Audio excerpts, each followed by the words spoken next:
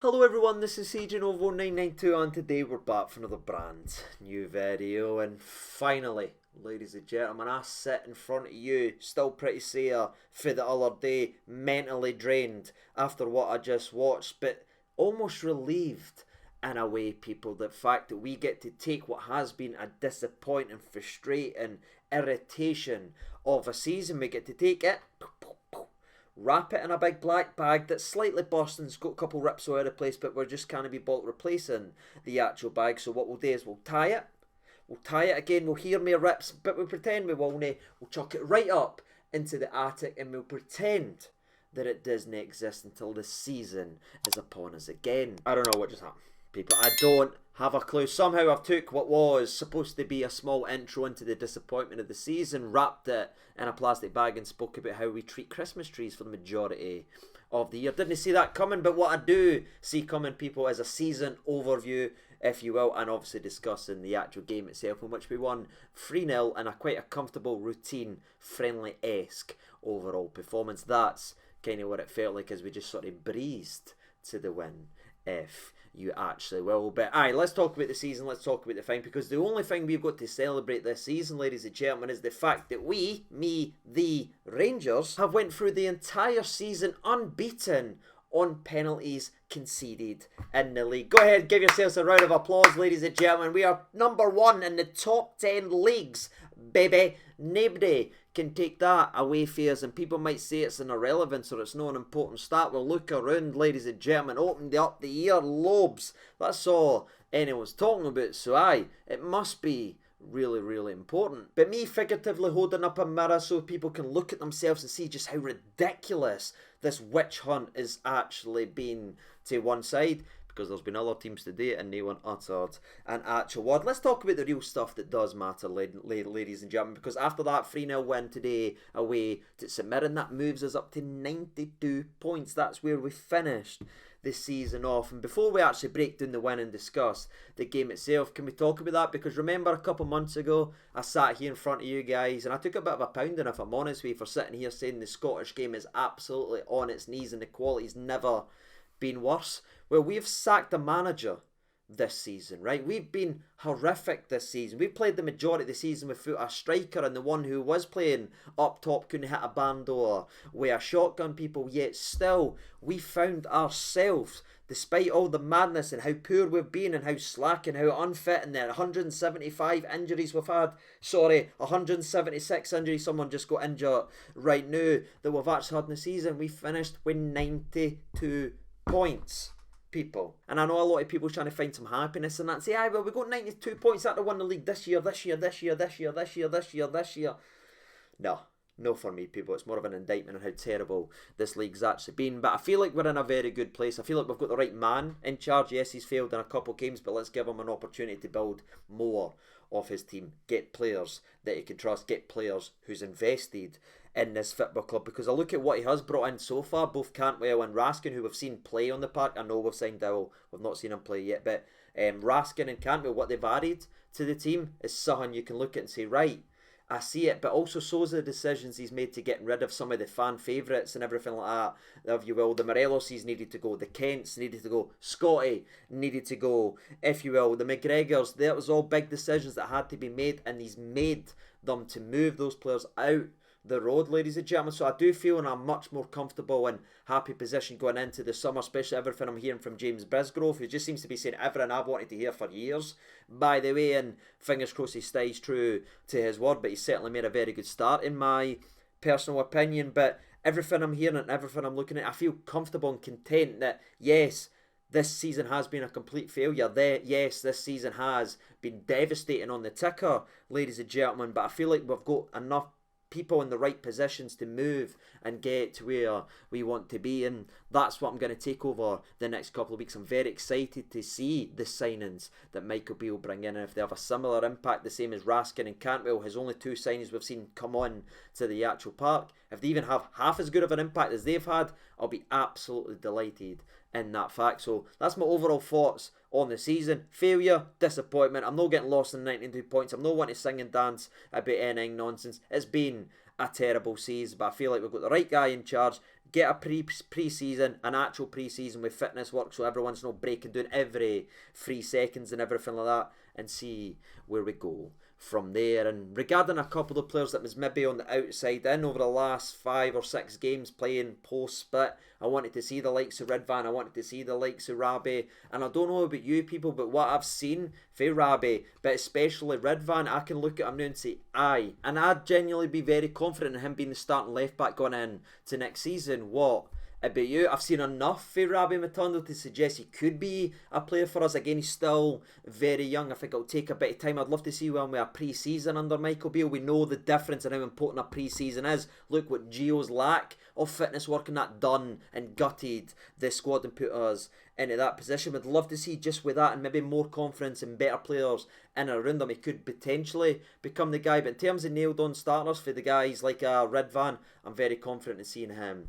next season. What about you? Shout out Big Soapy as well. And by the way, be very confident seeing him back next season and that as well. I think he's been great since he's came in, and that's a surprise to me. With his big injury, I thought we wouldn't see him, and then Davies and Goldson looked like the partnership, but Davies has picked up a couple of injuries now, and will he be here at the start of next season? I'm not exactly 100% sure, because if there's someone right now who would come in and get a bid on them regarding the defence for Rangers, it would probably be him. So aye, I've seen enough for a couple of players that needed to be played, and again, Beale gave them an opportunity. Now it's just about building the right pieces and bringing the right attractions to this club and getting us back where we want to be. And so I'm not sitting here saying next season, well, this went wrong, but maybe this. No, next season it needs to be a success, and that's when the real judgment on Michael Beale will start to work, after this pre-season, after he gets his own work in. He's done enough to suggest he could do something, but now obviously it's a massive summer and he has to prove it. But that's my overall season thoughts, ladies and gentlemen. Now let's get in to the actual game. And regarding the game itself, there was sort of a vibe of, aye, it's the last game of the season and neither team has anything really to absolutely go gun-ho and play for, besides players needing to show they deserve to be at their respective clubs going in to next season. So there wasn't that bite or anything like that in terms of the game, and apart from obviously Cantwell getting kicked up and doing the place with very little protection. But we know the cheerleaders are out there, we know what's happening. Morelos is gone now, people.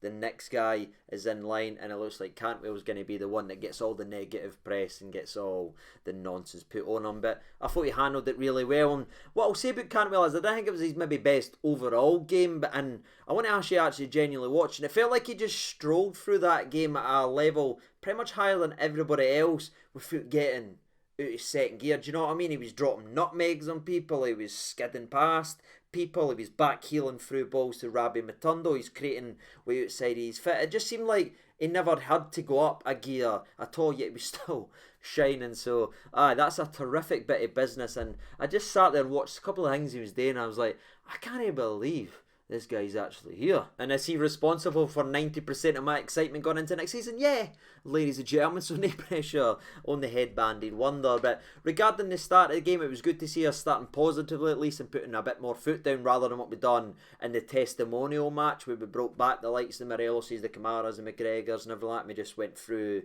the motions methodically. It's good to see us starting back on the front foot. Hadji whips in a ball right to the back post, where if you have a number 9, if you have a striker on the park, that's a tapping every day of the week. But we've no got that. Well, we had him on the bench, but he wasn't fit enough to start. Rabi Matondo seemed like he fancied it with a couple of fantastic solo runs, really trying to show what he's about. 8th minute, he cut in from the left-hand side, and put one just wide. I thought he actually just curled it right in the bread basket, but unfortunately for the young man, it just went wide. And then it became a bit of the Sakala Rabi show, and it was showing something we didn't see a lot of in a Rangers team, if I'm honest, and that is genuine pace. When's the last time, like, one of my favourite players, as everyone knows, growing up was Rod Wallace, because I just couldn't believe how fast he was. And then I loved Peter Livenkrantz growing up. But this feels for me, looking at Sakala and Rabi Matondo, the two quickest players we've had in our start limb for a very, very long time. What about yous? And it just seemed to cause a lot of issues and just cause a lot of problems for St Mirren, and they just couldn't deal with either one of them. Sakala brilliantly wins the ball, beats a couple, cuts inside, he's done all the hard work, hit the target. Big man, hit the target. Oh, he is a football and enigma wrapped in a mystery. How does he miss that? And then a couple minutes later, looked like prime Robin. People cutting in for the wing. Just 5 or so minutes after blazing it, after he's done all the hard work, he cuts in for the right, beats a couple people again, shows real composure to hit a fake shot.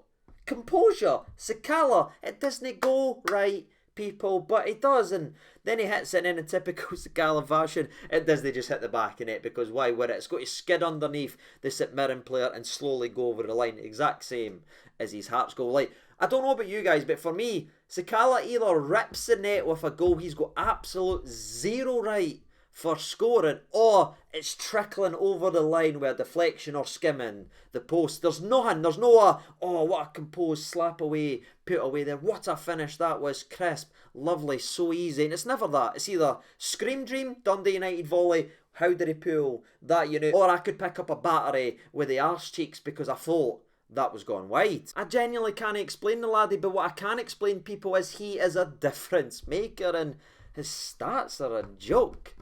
A joke.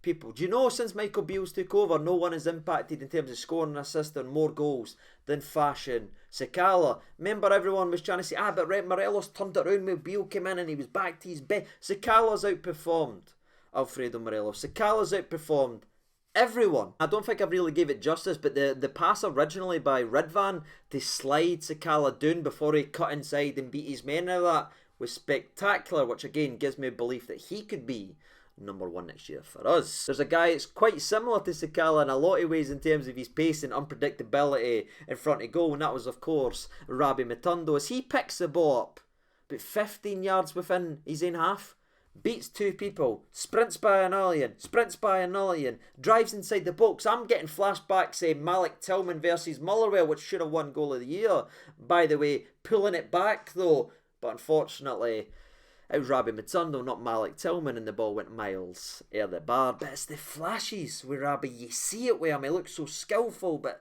is it confidence? Does he need a wee bit of more? It's going to be interesting to see what happens with Mr. Matondo. But regarding the other end, people, the only real threat that we really had to face this afternoon, well, apart from the physical threat of Curtis Main sliding right into the noggin of Robbie McCrory, which he showed he was very brave to dive in, by the way. I'm sure Scotty Arfield got sent off for this at Tynecastle when he scored the goalie. Curtis Main didn't put him in the back of net right enough, but he still slid in a bit late in my opinion. Is it dirty? It's there to be seen, but I just think that action, diving in at that point, you knew you were connecting with the goal. It was just an interesting decision made by the referee. But anyway, he was brave on that occasion and ends up making a good save at the back post. It was just some of the corners that came in, a wee bit tepid coming out, but at least he was still going out and putting defenders off, or attackers off I should say, no allowing them just to get free headers on the goal. That's just the wee thing for me where you say, is it reps that he needs? Is it a bit more confidence he needs? Or is it at that level that it needs to be a nailed on starter week in and week out for Rangers? For me, it's probably just behind that. I think we need to give him more games and build him up and treat him like a genuine number 2, the same way we did with McLaughlin, with McGregor. Play him in the cup games, get him to that level, then the conversation's there. But for me, regarding the goalkeeping position, I love Robbie clean sheets, people. I genuinely do, and I want him to be at this football club next year. But is it to be a nailed on starter week in and week out? I'm not 100% sold. But aye, people, regarding the old second half, you know we're going to talk about second half Sakala, and aye, he's just a maverick, isn't he? And this goal's even better because this time he doesn't have maybe a Ridvan creating it with a phenomenal goal. This is all Sakala here, and this is what just confuses you about this laddie, because if you see that, you stick that on Twitter, you send that out there, people will look and say that guy is absolutely unplayable, and he is for several minutes during the 90-minute games. Other games, I can't even put it in words, people, but this time is spectacular. Runs wide, cuts in, beats people again, and this shin is a much better shot for him. But without sounding like a hater or anything, I think the goalie should do a little better here as it dips in front of him and ends up going underneath. But did I care? No, people. Did Sakala care? No. Sakala was on a hat-trick, people. Oh. Not only was he chasing a hat-trick, by the way, that now makes it 18 goal contributions in the SPFL in the 24 games that Beals took over for. 18 in 24. He's a game changer. Not always for the best. He will lose you games, but he does also win you them. It's perplexing. But I remember I mentioned hat-tricks, people. Well, we had a weird turn of events because Colak got subbed on for a striker who was on a hat-trick. How the turntables have turned.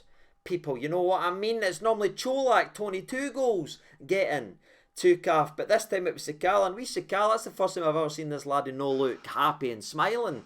Constantly looked upset that he didn't get an opportunity to get a hat-trick, and to be fair to him, he probably deserved to stay in the park because he was excellent. It is the last game. What are you saving him for next week? Let him get his hat-trick, but this is just another incident on a long line, people, that makes me think we must have the maddest hat-trick clause in world football that we are terrified to get near. It's like Will Ferrell in semi-pro when his actual basketball team's close to getting the free hot dogs for everyone, so he starts blocking and making sure his team stops scoring. That's what we do. Every time there's a centre forward on a hat-trick, we sub them off. And I'm not going to complain too much because obviously you know I'm a big Colak fanboy, and it was great to see the big man who struggled with his own injuries, of course, this season, but he came in and he does what he does. Had one shot that was a sighter, it went wide, but then look at the goal he scores.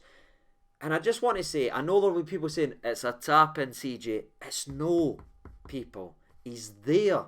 Look at the ball Hadji put in. Look at the last few weeks, the amount of good crosses we put in or flicks to the back post. Hangs here, no one standing there. Morelos is outside the box like that.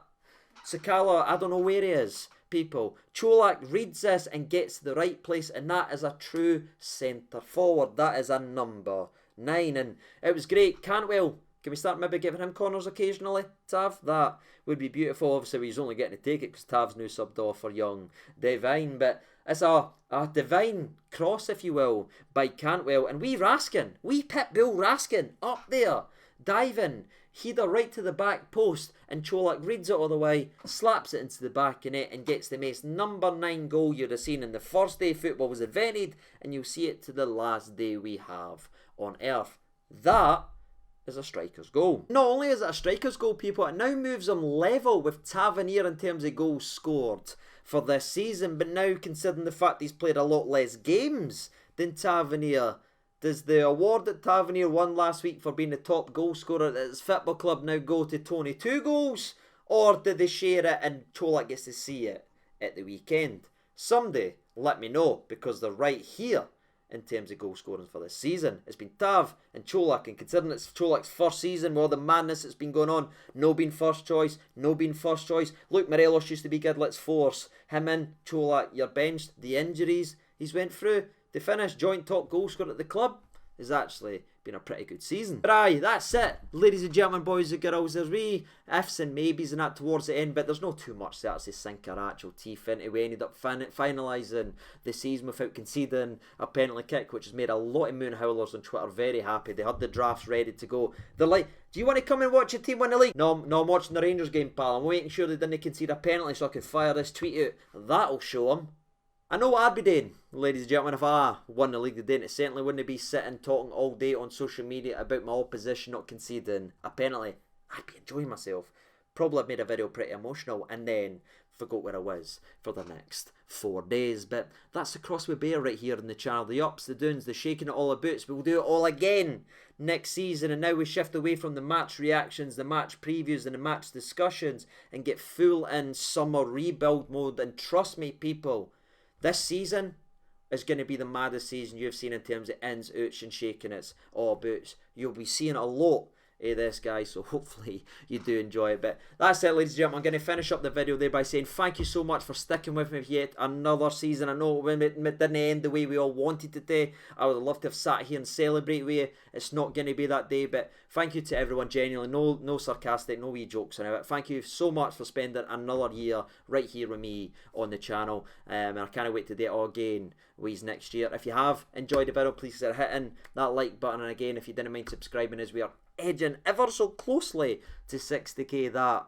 would be absolutely sensational. And yeah, I have something special coming up with me actually playing at Ibrox versus some of the biggest UK YouTubers there is about the place, people, and it's just a start. I want to try and use what I've been very lucky enough to be given by you guys back to people, try and raise as much money as I can and everything like that. So there's a lot of big things coming on the channel, a lot of unusual content over the summer. So hopefully you'll stick with me and we'll follow Rangers as always, ladies and gentlemen, when and if things are going to be happening. But until next time, ladies and gentlemen, whenever I see you, I've been CJ Over 92. Thank you so much for watching, and bye.